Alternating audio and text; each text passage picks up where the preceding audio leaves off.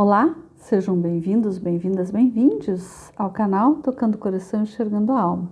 Sou Patrícia Ziane Benites, psicóloga, escritora, e como já disse em muitos vídeos aqui, vim aqui desenvolver um trabalho, de alento à nossa alma. E eu convido vocês, então, a estarem participando ativamente, Vocês podem mandar sugestão de livros para mim, de leituras, artistas, escritoras, escritores que querem vir aqui conversar no canal, podem estar mandando aí, para o meu e-mail, tem os meus contatos na descrição do vídeo, para que a gente possa estar otimizando e oportunizando as pessoas desse Brasil afora, Porque hoje eu tenho feito muito mais as conversas com escritores pelos locais mesmo que eu vou perambulando. Eu prefiro sempre ser presencial, mas também eu vou começar a desenvolver isso de uma forma gravar online para estar compartilhando aqui. Então, sintam-se à vontade de fazer contato, Se quiserem estar aqui participando desse canal, que é feito com tanto carinho, com tanto afeto. Hoje eu vou fazer a leitura de um conto clássico de quem? Nada mais, nada menos do que Machado de Assis.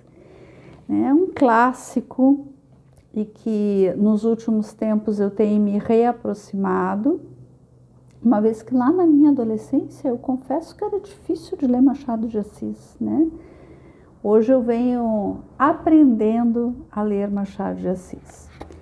Vou estar compartilhando então com vocês o conto chamado A Carteira. Mas antes convido vocês a curtirem, compartilharem, se inscreverem no canal e ativarem as notificações. Vamos lá. A Carteira. De repente, Honório olhou para o chão e viu uma carteira.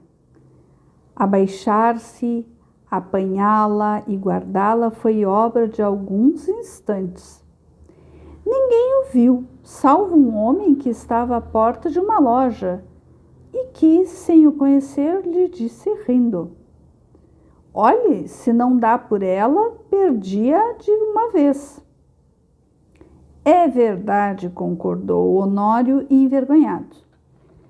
Para avaliar a oportunidade dessa carteira, é preciso saber que Honório tem de pagar amanhã uma dívida, 400 e tantos mil réis, e a carteira trazia o bolso recheado. A dívida não parece grande para um homem da posição de Honório, que advoga, mas todas as quantias são grandes ou pequenas, segundo as circunstâncias, e as dele não podiam ser piores. Gastos de família excessivos, a princípio por servir a parentes e depois por agradar a mulher que vinha aborrecida da solidão. Baile daqui, jantar dali, chapéus, leques, tanta coisa a mais que não havia remédio senão ir descontando o futuro. Endividou-se. Começou pelas contas de lojas e armazéns, passou aos empréstimos 200 a um, 300 a outro, 500 a outro e tudo a crescer. E os bailes a darem-se e os jantares a comerem-se. Um turbilhão perpétuo, uma voragem. "Tu agora vais bem, não?" disse-lhe ultimamente o Gustavo C., advogado e familiar da casa. "Agora vou", mentiu Honório. A verdade é que ia mal. Poucas causas de pequena monta e constituintes remissos. Por desgraça, perdera ultimamente um processo em que fundara grandes esperanças. Não só recebeu pouco, mas até parece que ele lhe tirou alguma coisa, a reputação jurídica, em todo caso, andavam mofinas nos jornais. Dona Amélia não sabia nada. Ele não contava nada à mulher, bons ou maus negócios. Não contava nada a ninguém. Fingia-se tão alegre como se nadasse em um mar de prosperidade. Quando Gustavo, que ia todas as noites à casa dele, dizia uma ou duas pilhérias, ele respondia com 3 e 4. E depois ia ouvir os trechos de música alemã que Dona Amélia tocava muito bem ao piano e que o Gustavo escutava com indizível prazer. Ou jogavam cartas, ou simplesmente falavam de política. Um dia, a mulher foi achá-lo dando muitos beijos à filha, criança de 4 anos, e viu-lhe os olhos molhados. Ficou espantada e perguntou-lhe o que era. Nada, nada. Compreende-se que era o medo do futuro e o horror da miséria, mas as esperanças voltavam com facilidade. A ideia de que os dias melhores tinham de vir dava-lhe conforto para a luta.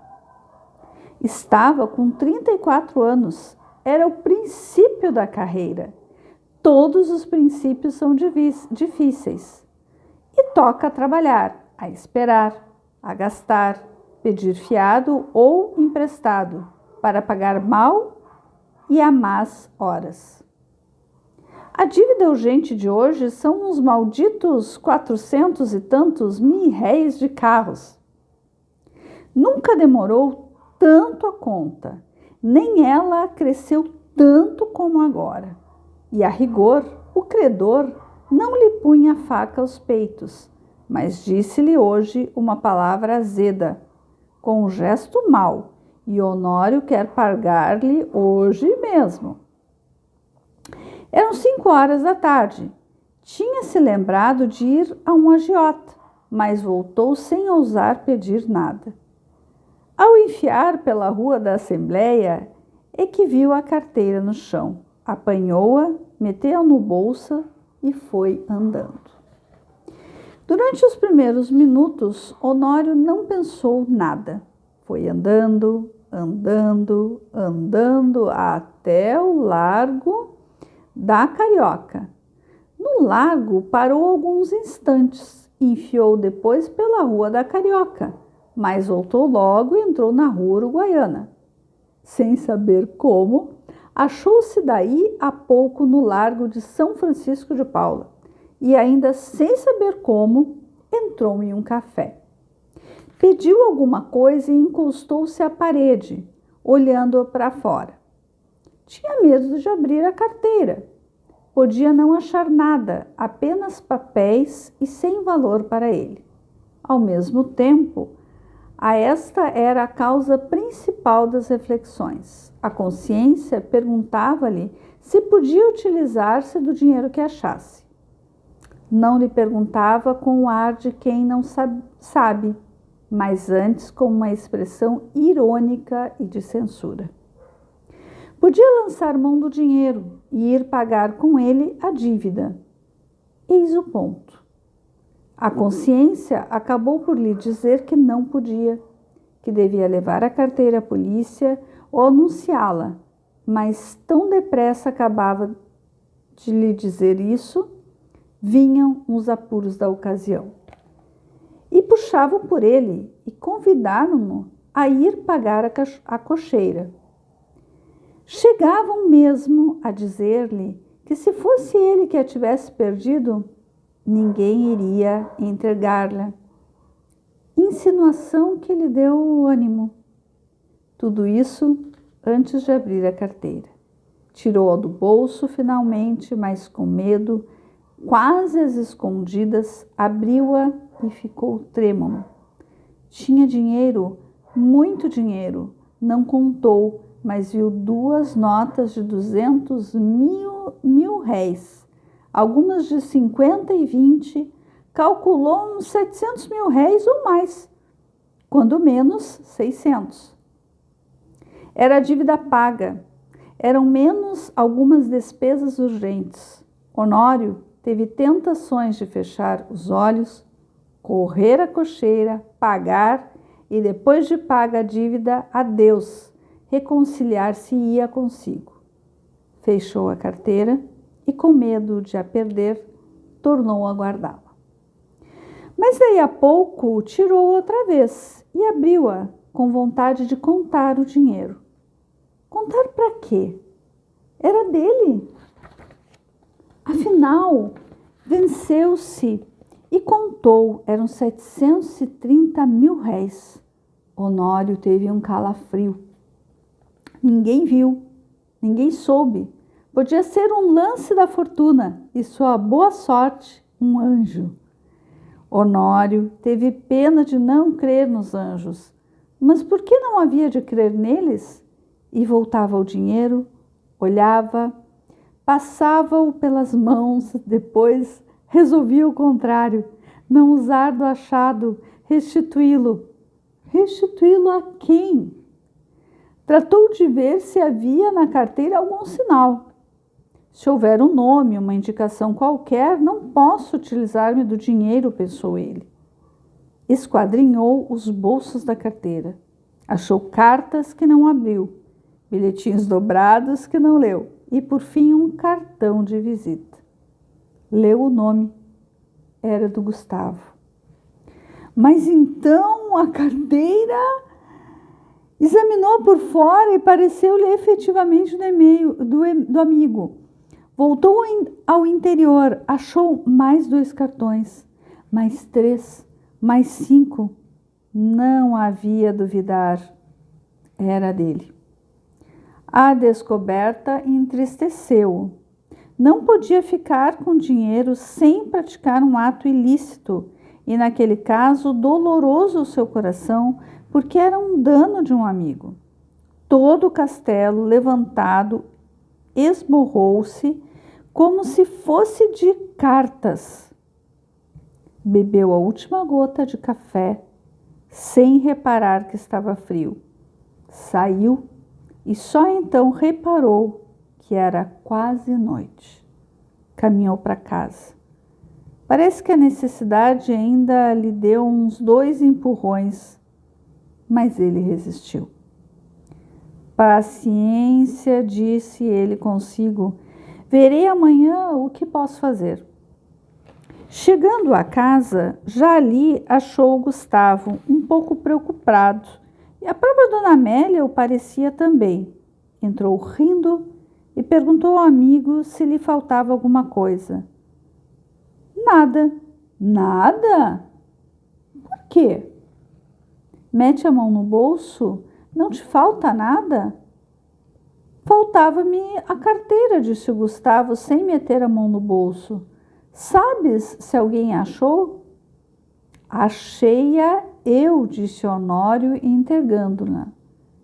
Gustavo pegou dela precipitadamente e olhou desconfiado para o amigo. Esse olhar foi para Honório como um golpe de estilete. Depois de tanta luta com a necessidade, era um triste prêmio. Sorriu amargamente e como o outro lhe perguntasse onde a achara, deu-lhe as explicações precisas. Mas conheceste-a? Não. Achei os teus bilhetes de visita. Honório deu 2 voltas e foi mudar de toilette para o jantar. Então Gustavo sacou novamente a carteira, abriu-a, foi a um dos bolsos, tirou um dos bilhetinhos que o outro não quis abrir, nem ler, e estendeu-a à dona Amélia, que, ansiosa e trêmula, rasgou-o em 30 mil pedaços. Era um bilhetinho de amor. Aham! Muito bacana, né? E é bacana a gente ler esses textos assim, um pouco mais antigos, que ao mesmo tempo tem coisas de tons da realidade atual, né? mas pela própria forma da escrita. É muito interessante isso, né? E eu convido a todos que em algum momento teve aqui, né, alguns termos que não conhece, a buscar lá o dicionário, a olhar o significado, desenvolver esse hábito da gente escutar e aquilo que nos parece estranho, procurar discutir, descobrir, aprender.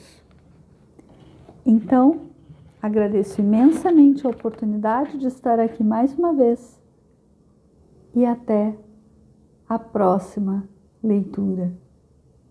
Que sejamos luz hoje e sempre. Até!